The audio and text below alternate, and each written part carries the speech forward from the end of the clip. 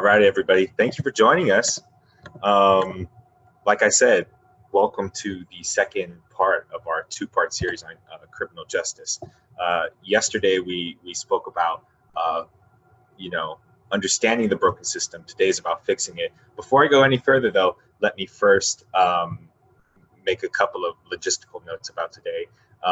Interpreters are here. We are graced with the presence of Marcy, who will be interpreting for us, and another one, I believe, to come still. So please, if you will need that service, make sure to pin their screen on your Zoom so that you can always have that for you. Also, these are recorded. Yesterday was recorded, and we'll be posting that, and today will also be recorded. I should also do at the top of this, I forgot to do this yesterday, but a trigger warning, because, these are sort of incendiary topics for a good reason, and it's very personal, and I think it does unearth a lot of trauma for people. So please be warned if that might be too upsetting for you, because that content is bound to come up. Please, weigh that, and if you will continue being with us today, and we are very glad and happy to have you. Also, today we're using Zoom, right? So as you've seen in your classes, it can be a little bit of a mess sometimes. So please use the chat for any sort of technical glitches, which may come through during the evening. I'll try to just talk my way through them. We've also noticed that some people have had tech glitches if they don't have the newest version of Zoom downloaded too. It could inhibit your ability to participate when we're going to ask for your feedback in the raising hand. So please use the downloaded version, the application, if you can. Also, we understand that there's problems using the browser version of it, I think in a similar way, so be careful of that. And cool, let me actually introduce this sort of event for you now. This, like I said, is the second half of our series on criminal justice following yesterday's event, Understanding a Broken System. Today, our goal is to go about fixing it, though. We hold this event to respond to our present moment, where we have again been reminded of how systemic racism interfaces with institutions that really should otherwise protect us. In this case, we understand that as racially motivated police brutality.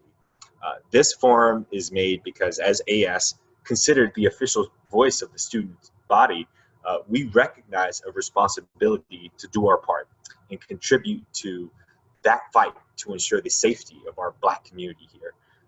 We make this forum to help us in that aim, so that AS student leadership can better represent you and determine a formal stance moving forward on some of these issues. From there, we can begin more thorough advocacy and lobbying around issues, be it with organizing on campus or lobbying our campus administration or even members of our own government, right? That process begins usually with what is called a resolution in our AS Senate, which basically states the official stance of AS with the weight of our whole population behind it. So think about that. That's over 38,000 students. We'd like to think that has a lot of weight, a lot of purchase to it. Our aim is to draft at least one of those resolutions from the conversations we have today. And for more context on this whole resolution concept, which was totally new to me when I, entered the Senate, we actually passed one at our first session of this sort of Senate year we have beginning in the summer, because we thought it was important to say something, say anything about this movement the country has been, in the thick of this summer.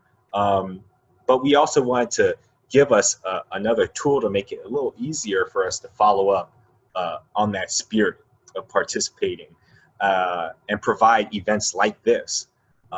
So I'll go ahead and actually read it to you all, just to give an example of what I'm talking about. The title is Resolution Condemning the Murder of George Floyd and the Police Brutality Responsible. You'll see the way resolutions are structured are a little bit abnormal. I apologize for that, right? But at least we get a mini education on like what this sort of formal institutional thing looks like. It begins with a lot of whereas clauses and then a bunch of resolved clauses. So almost like a cause and effect relationship. So, but I think you'll understand the rhythm. So one, whereas the AS is the official voice of over 38,000 students at CSUN, and two, whereas AS is the primary advocate for students at CSUN, and three, whereas on May 25th, 2020, George Floyd was killed of asphyxiation as direct consequence of actions that police officers in the Minneapolis Police Department took. And four, whereas the murder of George Floyd is tragically only one of the most recent in a string of murders in the Black community perpetuated in this country since even before its founding. And five, whereas the murders of George Floyd is tragically in accordance with the historic conditions of America's Black population. And six, whereas CSUN has a vibrant Black student population, which has demonstrated engagement, entrepreneurship, and leadership amongst other qualities on campus. And seven, whereas AS finds responsibility to take leadership and work to protect our Black student population against potential violence. And eight, whereas AS finds responsibility to boost the message of Black activists and allies seeking an end to police brutality, murder, and injustice otherwise as perpetuated most severely against the Black community. Therefore, let it be resolved. One, that AS condemns in the strongest possible manner the murder of George Floyd at the hands of law enforcement. And let it be further, two, resolved, that AS seeks the arrest of all officers involved with and complicit in the murder of George Floyd in the Minneapolis Police Department. And let it be further, three, resolved, that AS condemns police brutality in any context across this nation or others. And let it be further resolved, four, that AS will continue to advocate against police brutality and work in coordination with the relevant student organizations across campus, including but not limited to the Black Student Union, the Black Leadership Council, the Students of Color Coalition, and others, to formulate a more targeted response from CSUN students. And let it be further resolved that AS leadership will have a moment of silence once a year till 2025 during the Senate meeting in honor of George Floyd and all lives lost due to police brutality.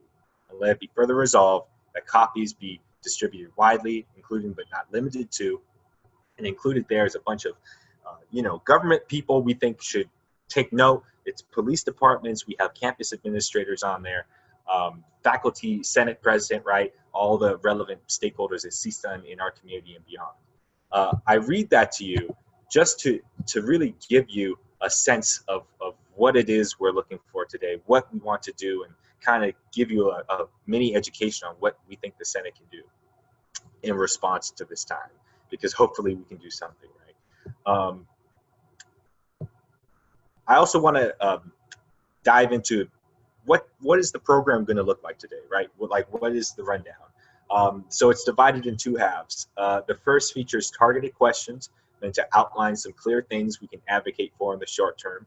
And then the second, to begin the conversation of reimagining public safety from the ground up. We really want to take away concrete things we can start to advocate for. That's a big reason for this existing, right?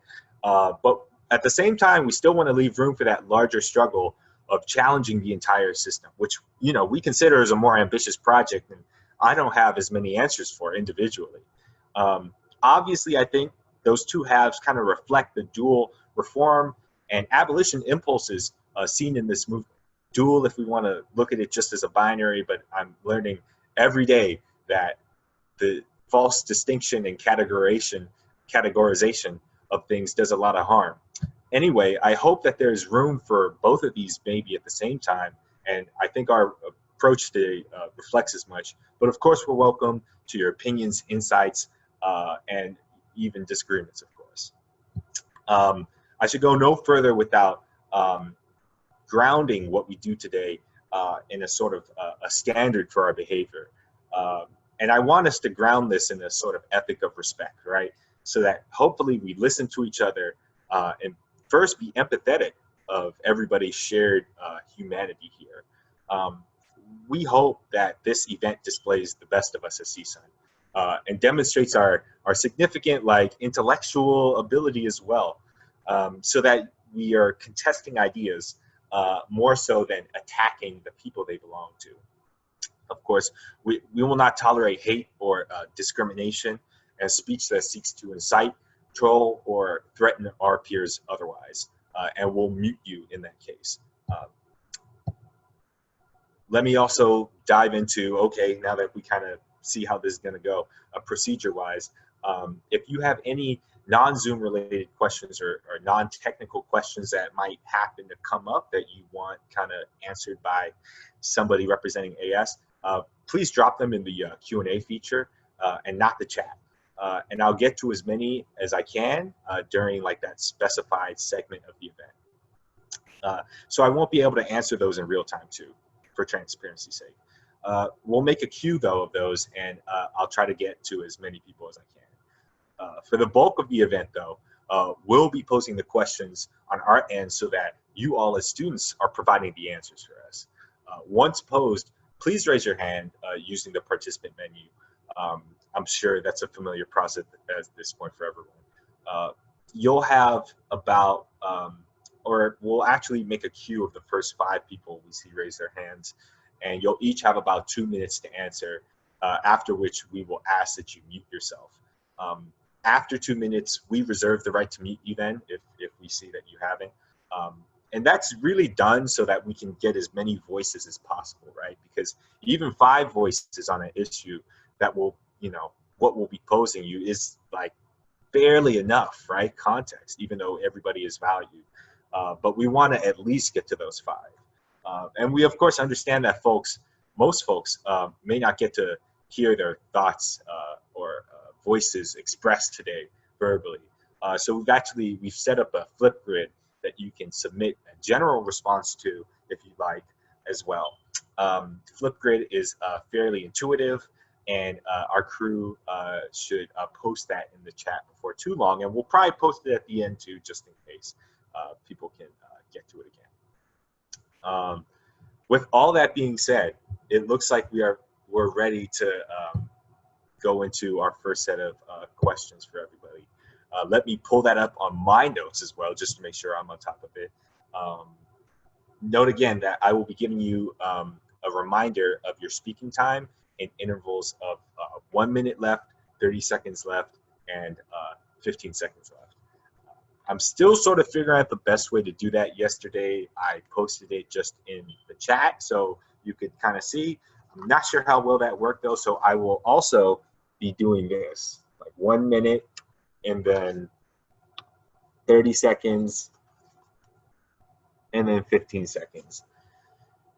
We're making the best of this technological moment we have. Lots possible over Zoom, but the analog works too.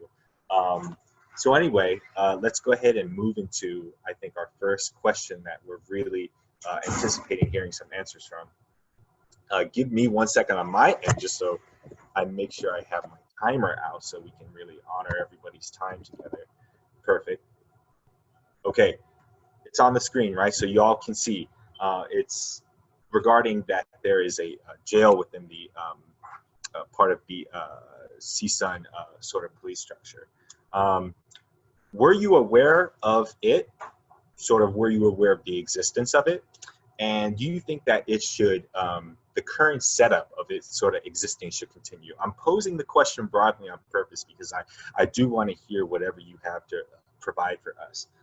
So I'll go ahead and also let you in on, we'll have to, it may take a second to get the list of people to me and stuff. So be on the lookout for that. I haven't just dozed off. I'm paying close attention to it. And for my tech crew, we will be monitoring that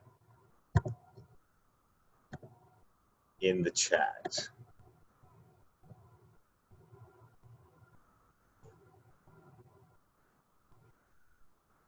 I should also reiterate again, this is definitely your time to participate. I hope the transition was not too abrupt from my at times laborious introduction, but please, like, the point of this event, right, is to make this as much of a forum for you to inform us as possible, so that we know how best as ASG leadership we can do in this time. So if you do feel so inclined, please go ahead and raise your hand to provide us with a thought, and then we'll let you speak for that 2-minute portion, up to 2 minutes.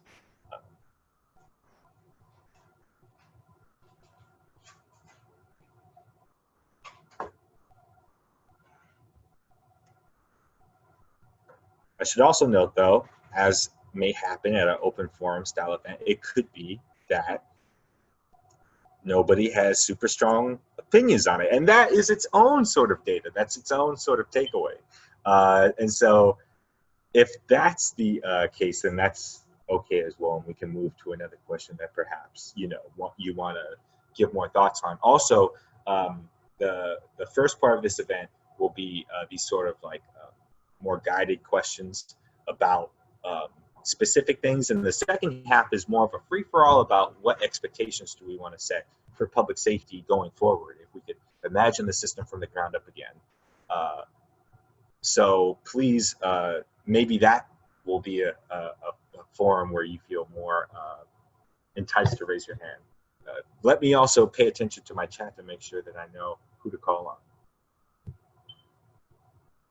All right, wonderful. So we have a student, Alyssa, would like to say something on this. So I'll go ahead and let our crew unmute you, and you can go ahead and start speaking whenever you'd like, Alyssa.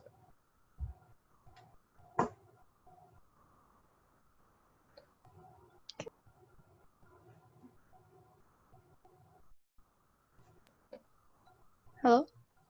Hello. Hi, so I didn't actually know, I'm a freshman, I didn't know that there was a jail on campus. Like, how does it work? Oh, yeah, I mean, sure, that's fine. I can absolutely answer. I don't have many specifics on it, though, so all of this is assumption. Of course, it's in tandem with our police department, so you could obviously sort of imagine the maybe purpose why, right, that might exist in the first place. But do you have any sort of opinion on it? Really what we're trying to get at is, do people like this or not? Do people want to continue to see it be around or not? I don't know if you have any thoughts to pose on that, and it's fine if you don't. I mean, I feel like a jail would be kind of necessary to keep peace, to keep the peace. Like, if somebody gets robbed, yeah, we gotta put them in the jail. Sure. Yeah. Okay, well, that, yeah. Wonderful. Okay, well, thank you, Alyssa. I appreciate your contribution, and we're going to take that into consideration. Let me also be on my live sort of communication streak with my own crew. Could somebody drop in somewhere in the chat, perhaps, if there's another participant or not? And yes, if you would like to pose something, please go ahead and raise your hand using the participate feature. That way we can hear you as we've tried to do in our process. But if there is not, then I can move on to the next question. And we thank you again, Alyssa, for being our first brave person to speak out. That's awesome to hear. You're a freshman. You're already attending events like this on Friday on Zoom. So thank you so much for that. Thank you. Yes, we'll move into our second question. And it's concerned CSUN police officers being armed. So truth be told, I formulated these questions. If they seem somewhat arbitrary, it's just because I formulated them and I'm not an expert on these things, but I tried to logically think what conversations can we begin to have? And so I am interested with officers, the fact that they are armed, right? Does that seem appropriate to you? And do you think that sort of current paradigm, current setup should continue? Or, if I can reduce it further, do you like this setup or not? And if you would like to express something, please go ahead and use raise hand feature so that everybody can hear you and you can fully articulate it. We'll give you 2 minutes, so long as, right, you don't like violate any of the things we had set forth earlier.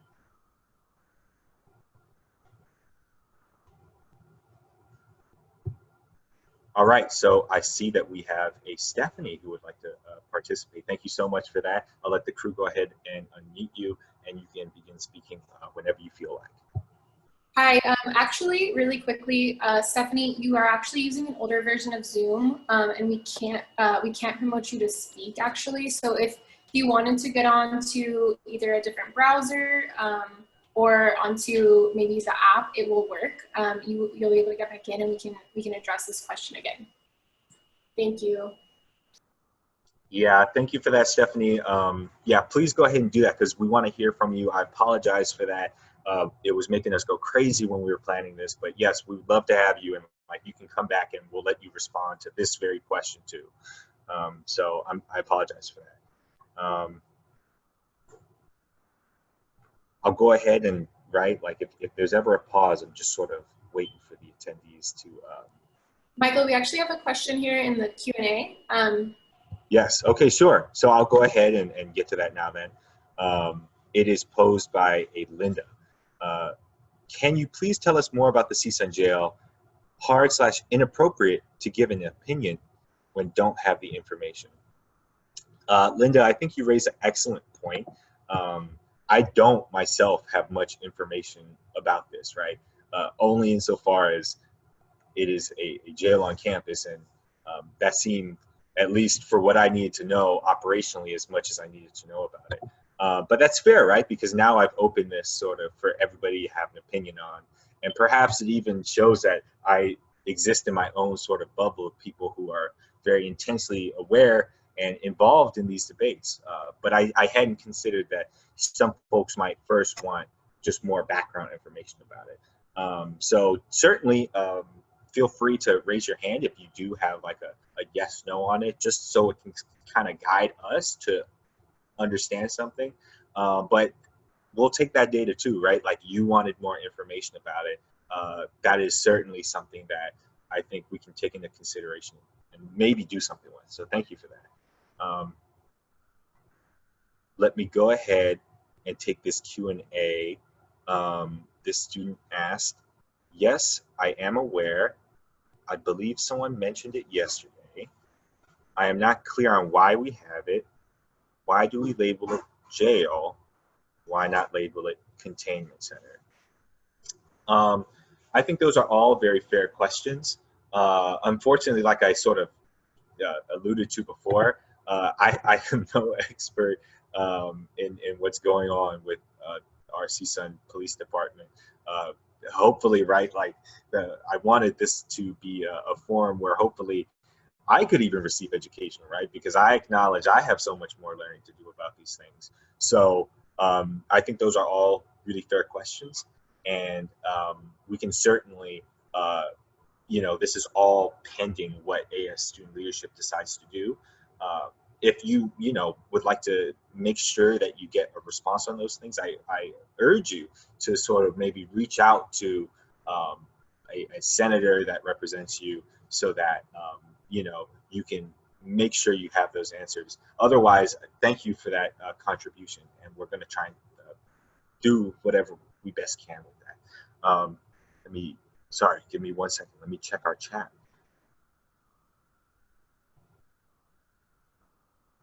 Right, yeah, so I should also say, if somebody is watching this currently and feels like they have even a comment to pose regarding it, especially as it comes to information, please, I guess you can certainly, we'll give you the space to do as much.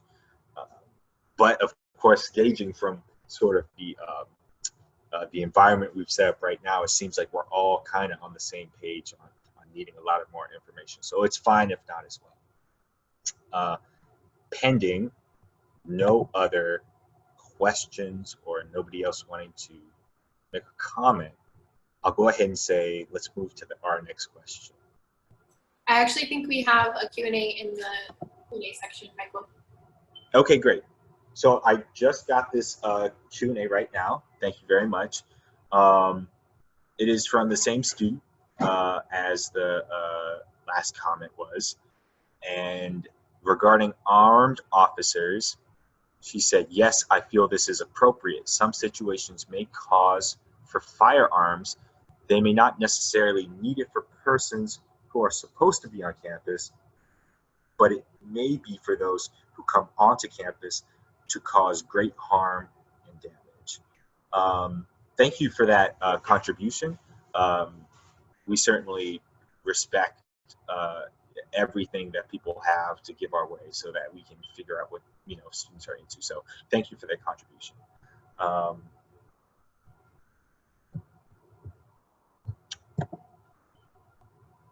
Yes, so I think that is all we have for that question. Thank you for your contributions. I appreciate y'all being engaged with us. I think it's probably time, and definitely interrupt me if not, crew. But yes, let's move to the next one. Yes, this is also in part of my attempt to figure out some of these hot button issues and debates I've heard. What type of culture do we want to set up here? So this is in regards to our police department's ability to respond to shooting threats, active shooter threats, and basically, how do you feel about CSUN PD's role in responding to these threats, and how would you want to see that relationship in the future? I can definitely provide you with a little anecdote about this later, but first I'll listen to y'all.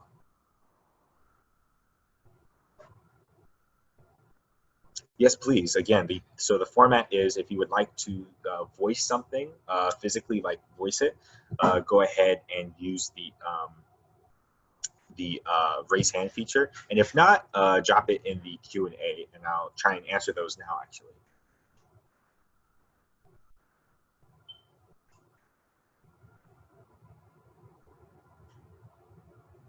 Or while people are, because I understand there is sometimes a barrier to get to that contribution. I know this, of course. Sometimes I used to call myself the shy kid in class, believe it or not. So I'll share the anecdote then. I had someone who I knew very heavily involved in the activist circles, and he expressed to me that while we had the shooting threats, it must be, I don't know, a year and a half ago, 2 years ago, that it was quite on the one, he was conflicted. He didn't know how to feel because police and their presence is traumatic for a lot of people, and at the same time there's a shooting threat, so he didn't know how he felt. So that's why I wanted to pose it here. So really, I hope that maybe provides a little bit more context on what I'm trying to get at here. And listen, if you are of the mind, I'm not just looking for dissension if that's not what you want to voice. If you say, hey, listen, I feel like, for example, they make us safer during these times, I'd like to see their presence, please voice that as well. We are really just here to listen to students today as much as we can, and as much as students want to participate with us.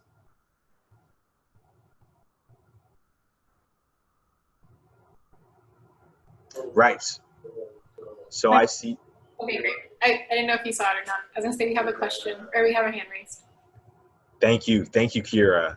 Yeah, okay, wonderful. So I am going to go ahead and we're going to hear from Jessica now. Go ahead, Jessica. Hey, so I think a lot of people's point of contention when CSUN PD was kind of ramped up in response to the active shooter threats.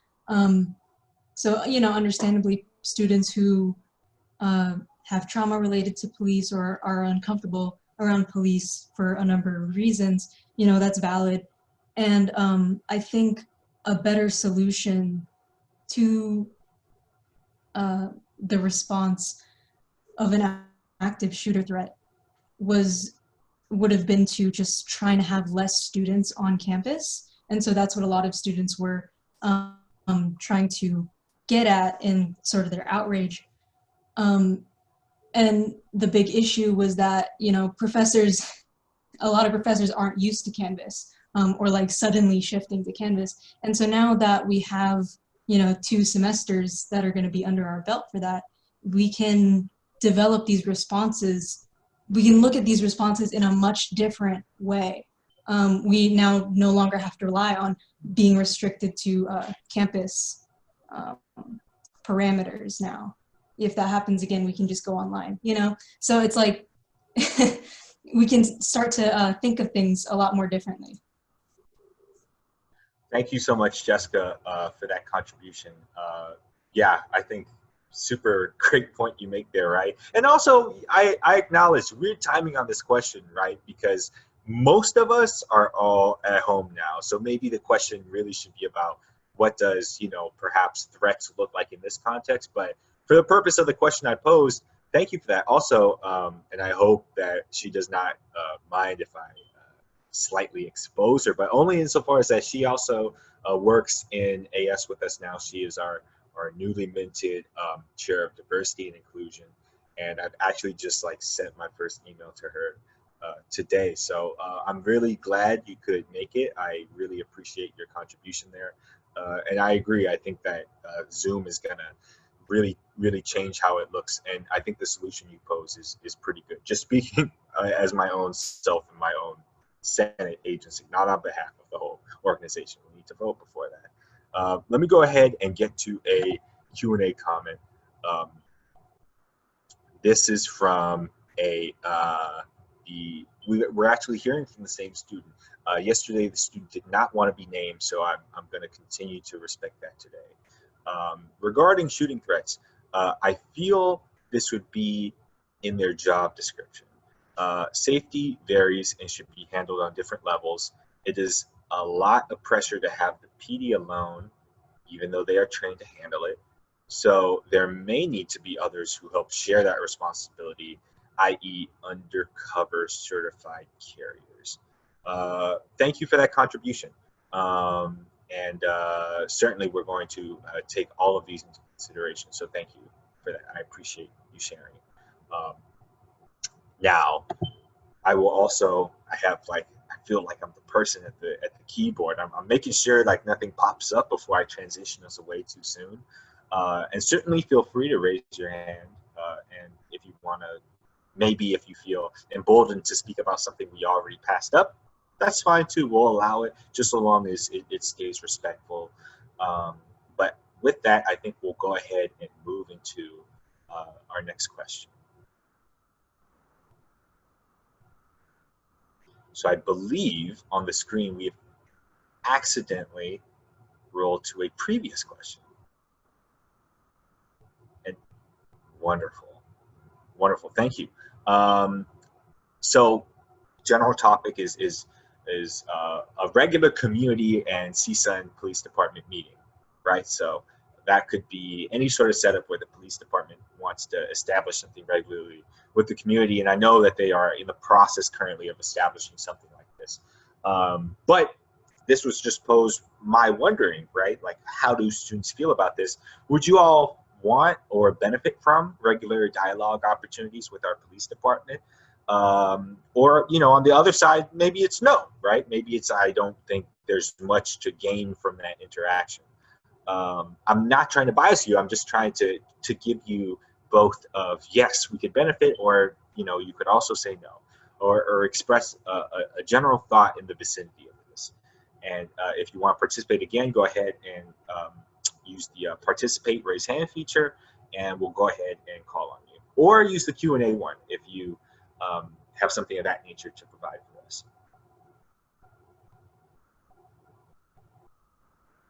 I'm also realizing now I wish I had a specific anecdote to share, and I don't have much other than that.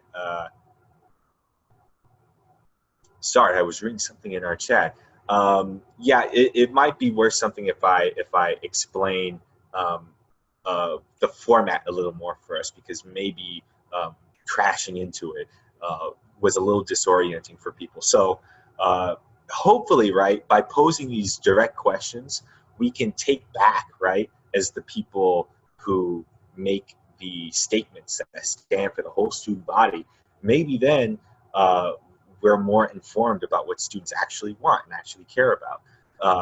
By posing them as specifically as this, right, It's one, just a way for me to trigger a dialogue that we can start to have on campus.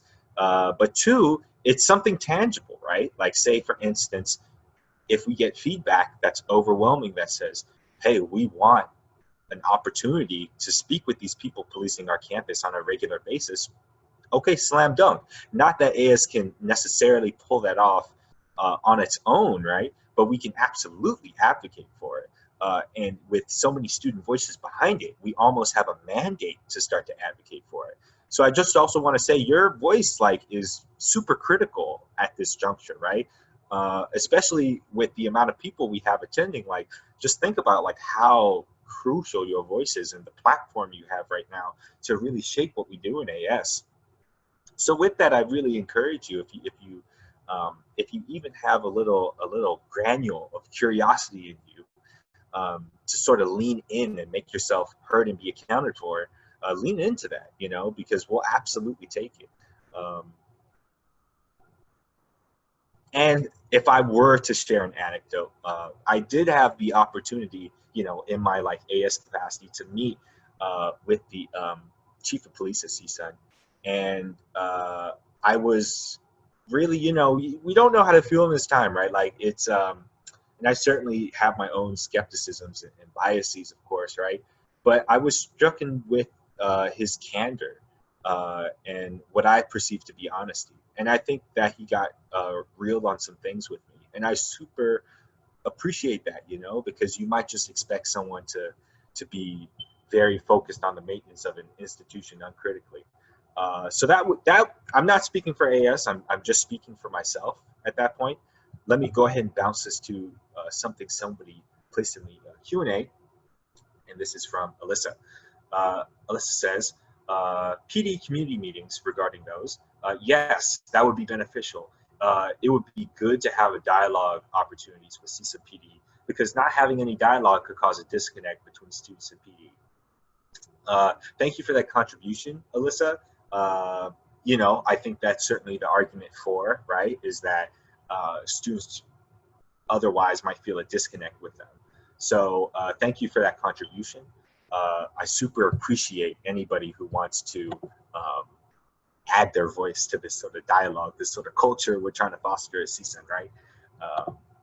I appreciate that. Let me make sure that is answered. Okay, great. All right.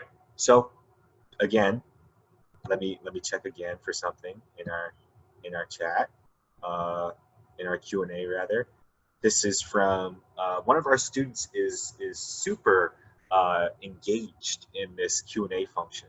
And you know what, this is an important note for planning too, because this is a virtual event. Not sure, right, what the dynamics are, how many people feel comfortable typing something rather than voicing it. So that's a takeaway we can get as well. Thank you. And the student said, yes, I would like to have opportunities to communicate with the department. In my undergrad as a criminal justice student, I found that it is very important to keep the public informed about current events about the campus and community. Certainly, I think that sort of echoed the last comment, and I'm super happy that you are in criminal justice, and I know you were able to see our event yesterday too, where we had a couple of criminology and justice studies professors. So super cool. Thank you for that contribution. This one is also coming from our chair, Jessica Steiner within AS. She's the chair of diversity and inclusion. Let me not confuse everybody with lingo. She says, such meetings can help the CSUN community understand CSUN PD procedures, for example, the police department complaint process, but also be areas to hypothesize the motives of people who require CSUN PD intervention, so that we can work towards community care that acts as a gradual preventative measures, being targeted mental health services, connection to housing resources, procedures to make both CSUN PD and students not pathologize each other. Thank you for that, Jessica. Yeah, right. I think it's definitely important to proceed with care. Let me also preface all this. I hope my questions are not leading anybody to a certain response. I'm okay taking dissent. I'm okay with a no, and I'm okay with a strong yes. And everything in between is certainly fine. So awesome. Thank you for that. participation. Let me also, thank you for that note, Kira. I do see that in our chat. Pending no other comments on this, let's go ahead and move to our next question.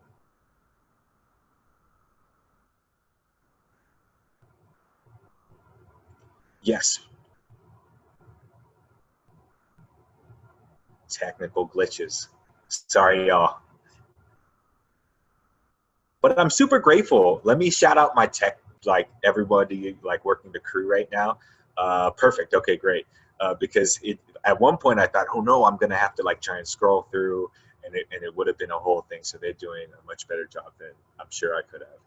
So this question is regarding defunding, right? Which I think in our sort of popular discourse is one of those things we hear about most.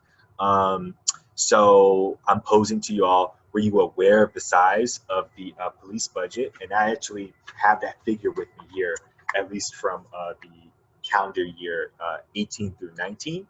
And so their budget was $2,202,315. So, but let me pose that to you with some additional context, right? Because a figure.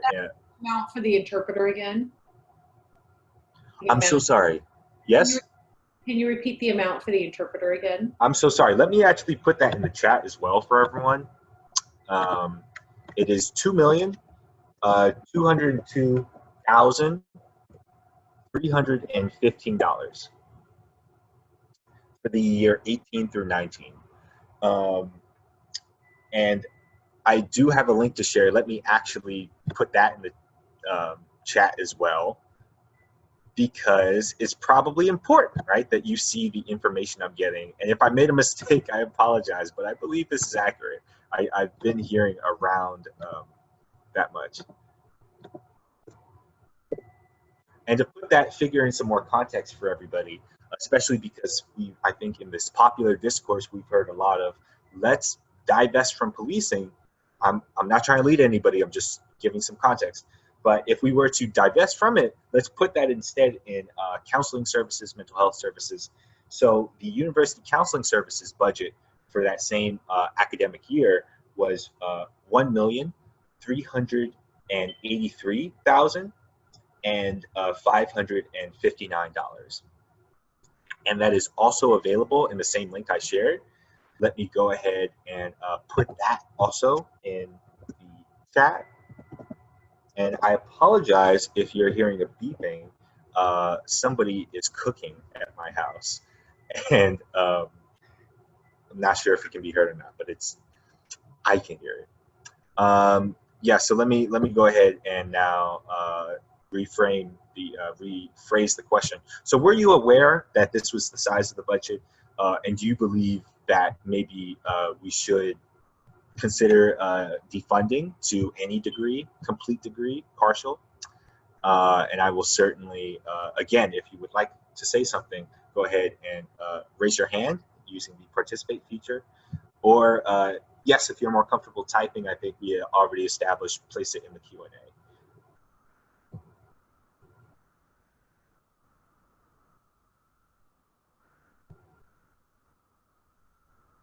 And see, as I'm doing this, I hadn't prepped any anecdotes, but now I'm having to.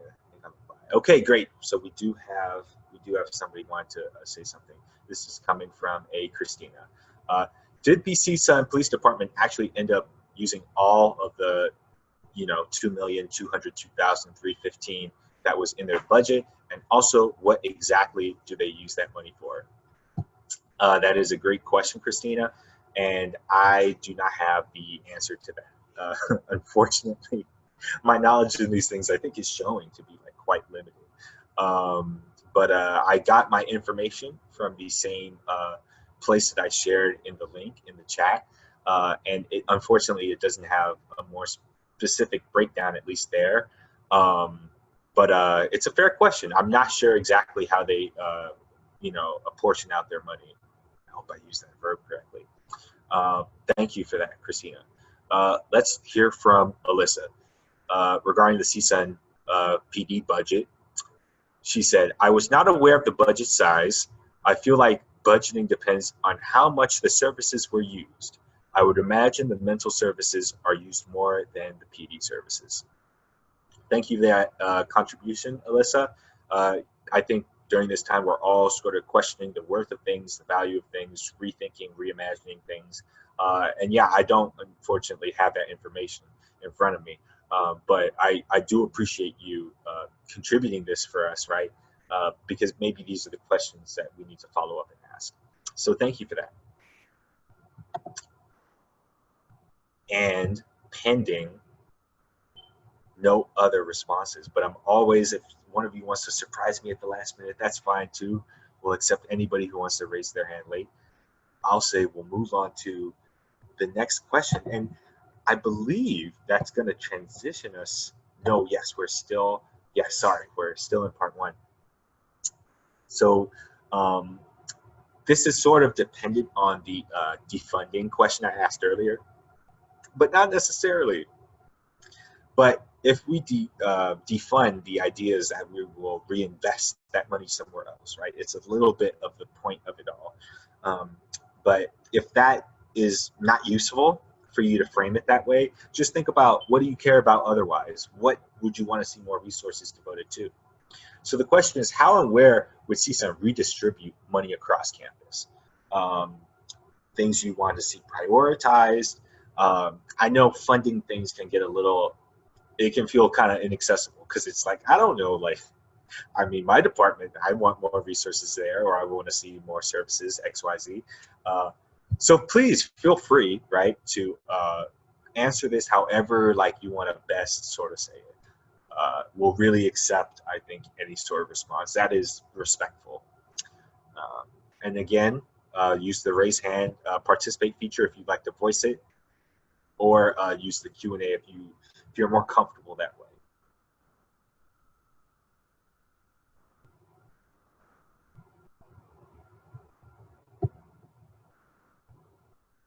See, and if I didn't have any anecdotes, then this is the perfect time to like do my, you know, start my stand-up career again and test new material on people. Just topical humor. Who's on Robinhood at this point, right? That's an app people are using to like do these little investment stocks. Okay, wonderful. Somebody saved me from my Jerry Seinfeld routine.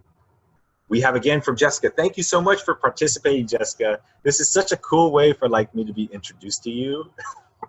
If we were in the AS office, I would have, you know, been able to see her, but instead we're meeting through email and Zoom, so which is perfect. She says, going back to what other folks already said, it seems like broad needs assessments and program evaluations across campus would be beneficial to visualize areas of disproportion / distribution. Little exclamation part at the end of that. Thank you for that, Jessica. Let me just make sure I like read that question correctly, or read that comment rather correctly. And thank you for that, what you posed there too. Yeah, right. I think what's super inaccessible about budgets is visualization. So I always love seeing pie charts about it. I'm really not Excel handy though, so you know, it's not my personal forte. But I would love, like you, I think, to really like see that breakdown, right? Like we want to know like how things are being spent, not just in the police department, but across campus, and like how do we reprioritize things to really like, again, get more students in it. I think that's a super cool comment. So thank you for that. Again, so we have the student, and actually MMJ. So we will, MMJ is what you would like to be referred to by, so we'll use MMJ. This is the student who's here with us yesterday and is continuing today. Defunding. If we were to break that down between all the officers, the continuous hours, and the many levels of those who participate as law enforcement agent, small and large supplies, e.g. ticket books, paperwork, cars, and cameras, that amount can easily be spent in no time. Thank you for that contribution, MMJ, because maybe that is important to keep in mind. For reference, the AS budget, oh boy, what a time to be quizzed, right? I'm a Sander, I should know this, but I know it's generally around $9 million or so, right? And that comes out of the primarily, right, the student fee that everyone pays into it. So for instance, that's AS. I already went through the and I see we do have somebody who would like to post something verbally, so I'll go ahead and get to that right after, and we'll come back to the Q&A. But yeah, anyway, I just think that, yeah, maybe it is worth noting that it can be a lot to fund departments. Maybe, you know, again, I don't want to bias anybody, so maybe we should still seek to lessen the money, right, or outright defund, but I thank you for the contribution anyway. Let's go ahead and hear from Jessica again. Vocally this time. Hey, I just realized that it's probably easier to talk things out. Yeah, going back to what I said about, you know, visualizing these areas of maybe disproportionate or distribution, I realized that within the call for, you know, funding our mental health services, I also know that it's a popular thing that students aren't really satisfied with what UCS has to offer. And so I feel like maybe even some qualitative needs assessment would be beneficial, since, you know, we can say, okay, all these students are using this service, but what do they actually think about the service? And what in their words that can't be quantified in maybe a survey would help us know how to make things a lot more personal and tailored to their needs. And so that would be a very interesting project for maybe UCS to also be involved in. Thank you so much for that contribution. And did you say you wanted almost something that would take in data more than just a survey? I'm not sure if I heard that part correctly. Yes, yeah, like qualitative things. So Yeah. one of my majors is anthropology, and so we try and like capture a very holistic picture. And so in addition to the numbers and everything, I think, at least, you know, in my experience with my coursework, we find a lot of value in capturing the real words and thoughts of people, and then also their behaviors in those actual environments. Yeah, I think Jessica brings up, thank you again for participating. What a way to like introduce myself to you. But yeah, no, I think that's super, it gets to that. I think data helps a lot, right? And it doesn't just have to be numbers. It can also be a matter of qualitative, holistic assessments. And I know to you know, share this with everybody, right? I had a rough semester. Not last one, but the one before that. So this time last year. And I did end up seeking mental health services for like the first time in my whole career at CSUN. And right, everybody is aware, basically, at least when I was there. So I'll say this, as of when I was there, though I'm not sure it could have changed, but I was informed, right, that there's a limited amount of sessions they can give you. They would, of course, refer you to somebody else, though, right, as a sort of for your continued. So I hear you in terms of students saying that they're not, maybe they want to see more services. I totally hear you. So thank you for that, Jessica. I see that we're going to hear from Christina Tevez right now. So we'll go ahead and let her speak. Hello. Hello. Hi. So I believe that CSUN should redistribute their money into basic needs like shelter and food and water and transportation. I think that similar to the real world, like economic status and economic security is a big part of kind of resolving for crime, or, you know, because like it would resolve a lot of issues in the real world. So I feel like mirroring that in the CSUN community, because not to say that like the unhoused community of CSUN are like to blame for crimes, that's not the point, but just to kind of like show and represent what we want to see in the world. I think that we should invest in housing students, creating affordable housing, and creating some kind of fund to like pay for books, a lot of like basic school needs, not just mental health, which is like obviously important, but I feel like basic needs is oftentimes overlooked when trying to support students. And yeah. Yeah, absolutely. And I know Christina was here with us yesterday as well. And I think that what she just shared with us is something that I heard echoed by a lot of the professors yesterday, right, who are sort of experts in their field. But of course, you can all draw your own opinions if you were there to see it or if you want to watch it later.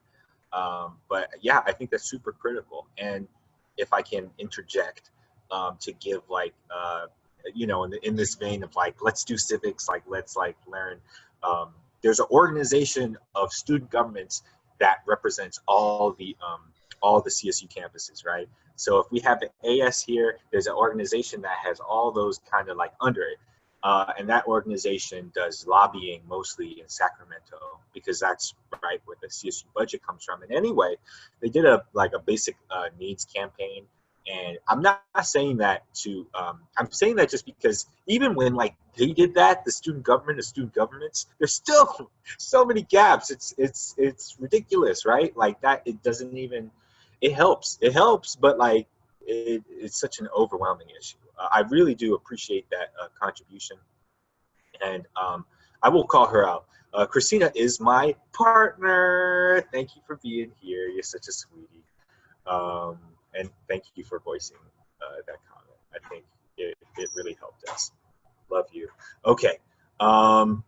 So I'll voice this to my crew first. I think there were some Q&As that maybe you all marked as answered that I hadn't answered. So I'm going to start with the Q&A. Okay. So I will first start with the Q&As that are in the open section. Yes, okay, perfect. Okay, perfect. And so it comes from MMJ again. It looks like front runner almost for MVP of this forum today. What money are we talking about redistributing? Where does this money come from? That's a good question. I don't have the full answers on this. Because the ways that the CSU funded is, it's complex when I look at the, you know, spreadsheets and stuff like that. But generally, the funding derives from the state of California and their budget because we are a state school, the California State University. And the police department falls under the university administration's budget generally. But yes, I did put it somewhere in the chat, right? So please look at that and, you know, email me for sure if I got that wrong. But thank you for that one again, MMJ. Also MMJ, see, look, I mean, the MVP might be a lock. Is this money that CSUN already possesses, or are they funds that will be awarded in the future? Let me read. Is this money that CSUN already possesses, or are they funds that will be awarded in the future? Yeah, I can't speak to that one too much other than that I believe, yeah, we appreciate you. We appreciate you for participating. But what I would say is that budgets, I believe, are approved each year, right? Like they have annual budgets for each year. So in a certain sense, little would be guaranteed for the following year. But once the funds have been allocated for the year, they're kind of there for them to use pending some disaster. So that's just sort of, I don't know, budget stuff that maybe was helpful. I'm not sure. Thank you though, MMJ. Pending no other participants there, we're actually gonna move straight into the second part. We were gonna hold an interim space just in case you had any sort of questions about AS or any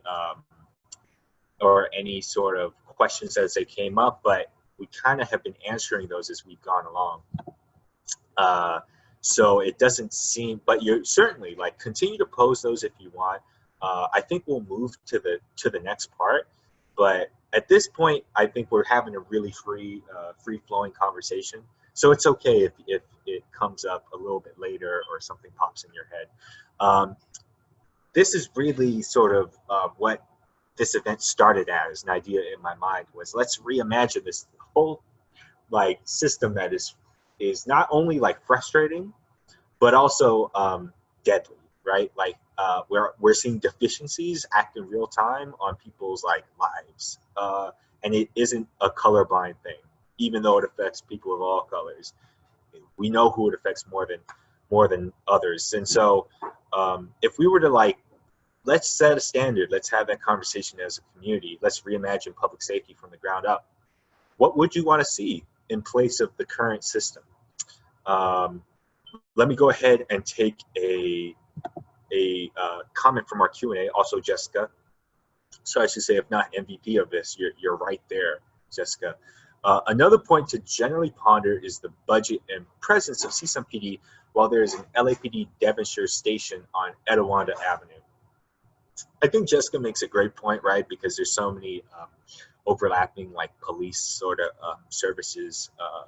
And as it was explained to me, they all sort of have jurisdiction if they choose to. The LAPD, the Sheriff's Department, California Highway Patrol. So very like prescient point. Perfect. Thank you for that contribution. MMJ says, are we still talking about CSUN PD or society as a whole? Thank you for that clarifying question, because the point is, yes, I want us to, I think CSUN PD is a super useful model, and a lot of the questions in the first part reflected like an interest in that, just because I know it's what AS can like really quickly sort of start mobilizing around. But no, this question that I'm asking right now is about society as a whole too, which includes CSUN PD, but it includes LAPD, it includes all of those, right? Yeah, it does. It does. I'm thinking about, let's reimagine what public safety looks like here. Of course, yeah. Thank you for thank you for that.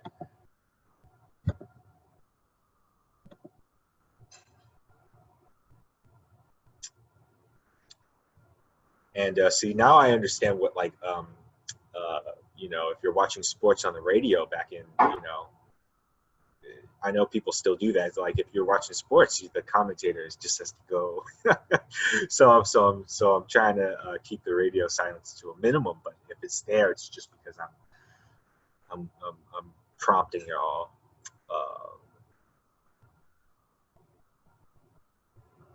Of course, you know, if I don't feel it's appropriate for me to step in and just sort of start pontificating about my views about things, because that's like it's too much power, right?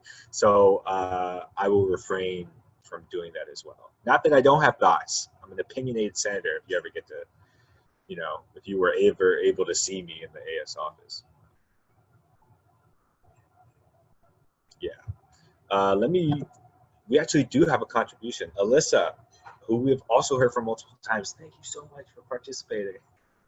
See what an outsized like presence your voice had today for everybody who contributed. Super appreciated.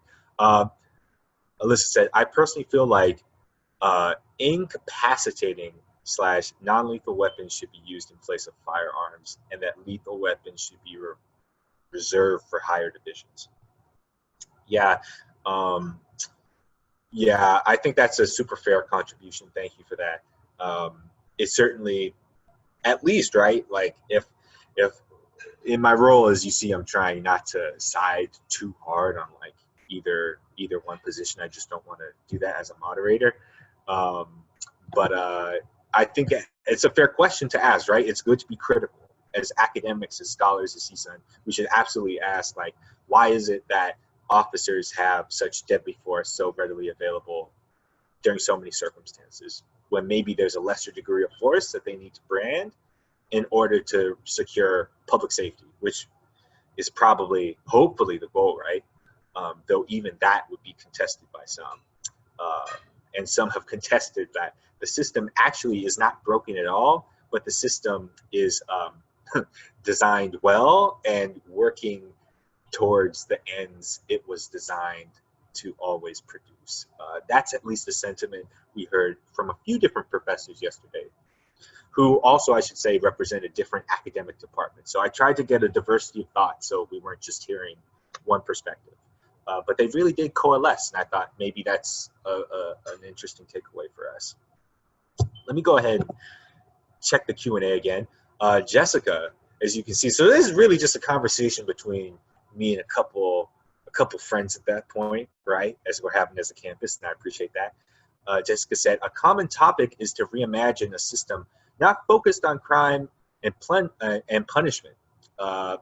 Quote, transformative justice is an interesting area for research or theory or application for people wanting to search for alternative options that don't focus on a carceral state, removing people committing crimes from the general population. That was the parenthetical comment about carceral state, what that is. Thank you for that, Jessica.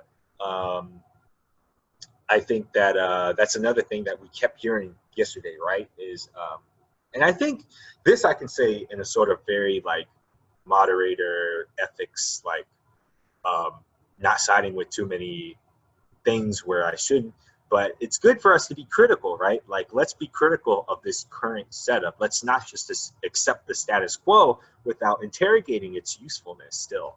And so I think the current assumption, right, is carcerality. That's undeniable in this country. We jail, I think it's disproportionate, right, with other economically developed nations.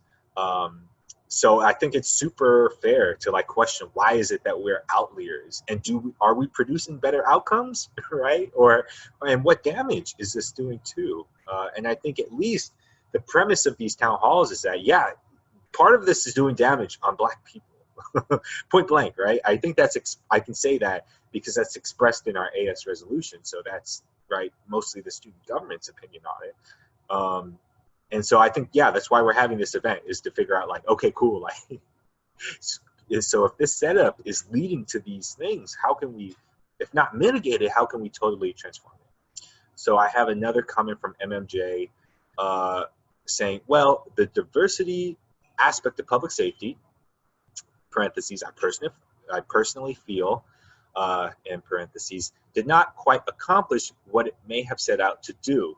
So we need to look deeper into the moral characteristics of the individual officers than the moral characteristics of the criminal justice system as a whole. I think that MMJ gets to something we heard yesterday expressed. So hopefully that's how I can do this, is sort of convey what I heard from yesterday from some experts, is that, yeah, you could include a diversity initiative within policing. And listen, I haven't seen the data on this. I'm sure it would help to a certain degree, but it does not change the fact that that in itself may not be an answer.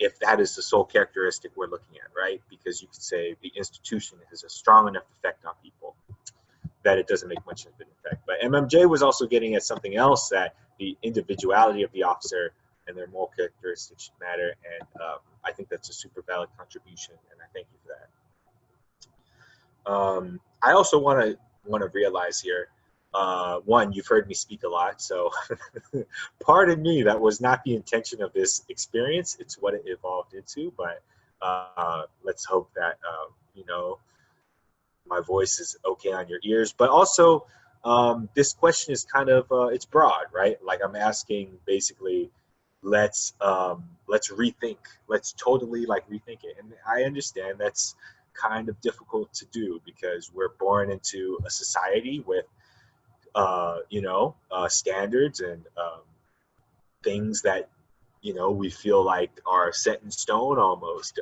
You know, how do we question, how many things did we learn in college, you know, that we sort of were uncritically accepting of before, but now we've come to interrogate them. So I get it if this is a little trippy for everybody. It is a heavy conversation for Friday afternoon, but I appreciate y'all being here with me for it, the student body. I think that, let me just say what our crew, Kira, posted in our chat is important, that, yeah, until we get the video up of the professors, which I super recommend you watch. It was like a dense 2.5 hours of just great information, but it was, the professors basically spoke in 5-minute increments. So it's not like they could do a whole lecture. They had to give like basically the super main points. And we got to hear from like 8 professors. So it's very interesting. But yeah, please go ahead, use that link to continue to share. And also there's a Flipgrid there if you wanted to contribute anything else as well. Of course, yeah. We're also saying like it's perhaps like pertinent that we like end early. You know, we scheduled extra time just to make sure that everything was like smooth, and if we had a super big volume of people, it's fine. But that's certainly maybe a planning note on my end, Friday. But yeah, we certainly can end this early. I'll probably hold a space right now, just in case people had any maybe closing thoughts they wanted to voice, or anything else they wanted to remark upon about this. And perhaps maybe even some feedback, because what I'm sensing is that, you know, we provided something for students and we're kind of assessing whether or not that was appreciated or not, you know. So I'll definitely, maybe if anybody wants to say anything, feel free to use the usual means of participation. And if not, it's okay as well. And I can move into our wrap up portion. But in any case, while y'all are thinking, thank you for your contributions. It was really a handful of people we had, and more who didn't participate, who just listened, and that's totally fine too. And I apologize to them that their listening experience maybe wasn't as rich with student voices. I'll definitely take that as a note in any future events that AS would do in the future about this. But thank you for being there and like listening to this still. And also, don't be afraid to hit me up personally on the CSUN AS email, which I can drop in the chat, or any senator that represents you. Now, seeing that we really do not have anybody who would like to add a closing thought, let me move into, oh no, actually, Christina Tepes would like to say something. So I'll go ahead and let her be unmuted whenever she'd like. Hello, I just wanted to say, feedback-wise, I think everyone did an awesome job. I'm very impressed with the crew behind this. I know probably how hard this was, and I think this is a really cool event, and you did a really good job, Michael. Yeah, I mentioned she's my girlfriend, everybody. So she's I'm not just trying to like. No, I'm saying this from an unbiased position. Thank you, Bubby. No, I appreciate that. And I have to, yeah, like as I, Patrick, our executive director made me laugh for a second. Yeah, no, thank everybody. I think like your contributions were amazing. Like I know, you know, as somebody who organized this, yeah, of course I would have loved to see like this thing teeming with people who wanted to participate. But honestly, like I'll take this. Like this was awesome. I get to have like kind of a cozy chat with like some people like who are like really invested, really intense about this, and also people who are listening. So like one, I just want to like thank everybody for participating. You led us in AS really. This is sort of a crash course for like what these events could look like in the future. So I really do appreciate y'all being here for it. And let me do my like thanks. Let me make sure there wasn't. Oh, sorry, I did have a formal close I wrote. So and member of productions, definitely interrupt me if somebody wants to say something.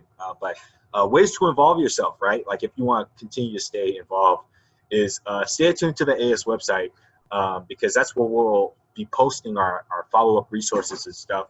I'm trying to work with our marketing department to make sure we have a whole like sub page like about not only like the session we already had, but also recommended readings and resources that professors have provided to us from our session from yesterday. Also, we do have the Flipgrid, right? If you did, maybe you were a little shy to do it live in front of everybody today, but say you wanted to just do a little video of yourself.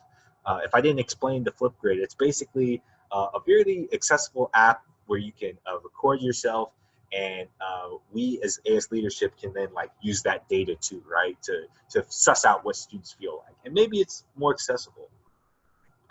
Also contact the senators, maybe in AS, so you can at least like touch base with them and just say like, hey, like maybe this aspect of criminal justice reform matters to me, and I think matters to my peers.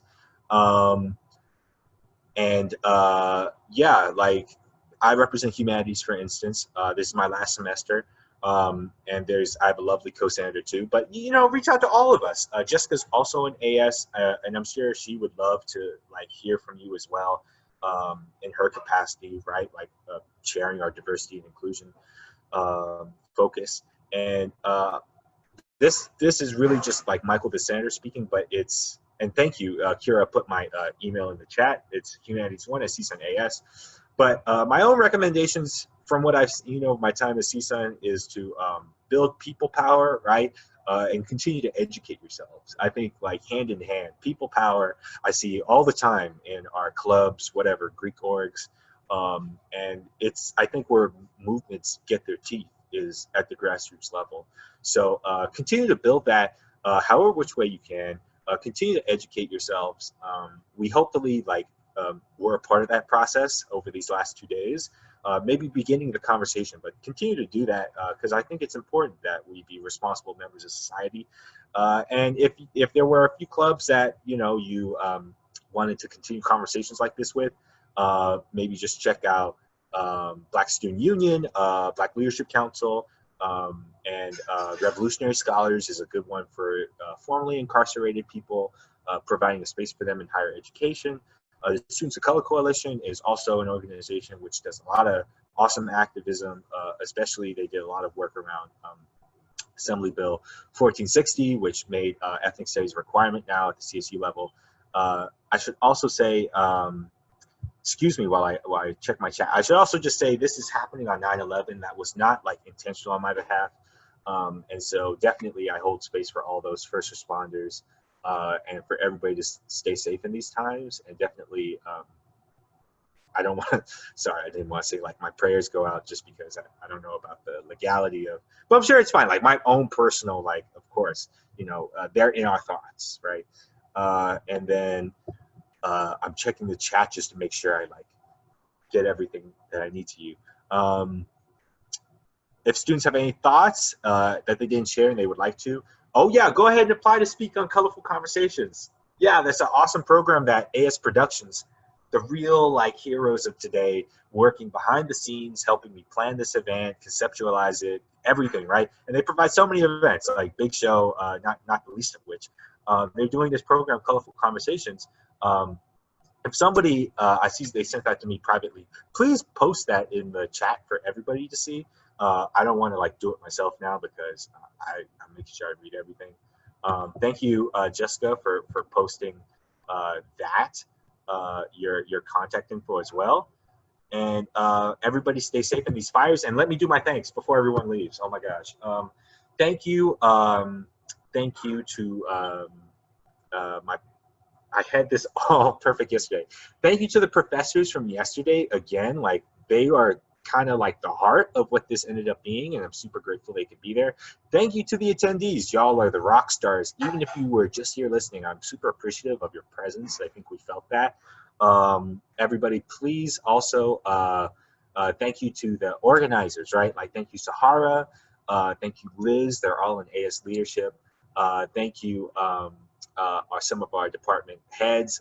Thank you, Kira, obviously superstar, like helping me conceptualize, run this whole thing, super helpful. Thank you, Tim of Outdoor Adventures, very helpful. Thank you, Chris. I think also of Outdoor Adventures, but you might just, that's fine.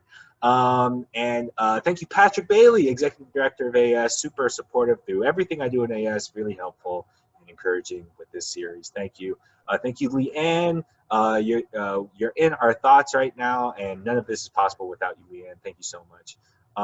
Thank you to, oh yeah, our president and vice president, of course. Like Rose gave me the green light to do this, and I super appreciate that. It's really like, I really owe this to her. Thank you for that. Thank you, Vice President Turner. Also, like super insightful, really like making sure these ideas were sound and would lead to successful things. So thank you, Vice President Turner, for all that advice you continue to like do with us. And thank you to you know, my Bubba, Christina, who was listening and watching, who I shared over these outlines with and stuff. And you know what? That's probably enough. Thanks. I think I covered most people enough. I forgot you. I'm so sorry. I'll go ahead and say yes. Take the AS awareness survey Kira posted there, and otherwise, everybody is free to go and enjoy their Friday afternoon and evening. And again, I'm so appreciative of this time we had together. I hope that we can somehow, you know, destiny puts us in contact with each other again. But bye for now. Thanks, everybody.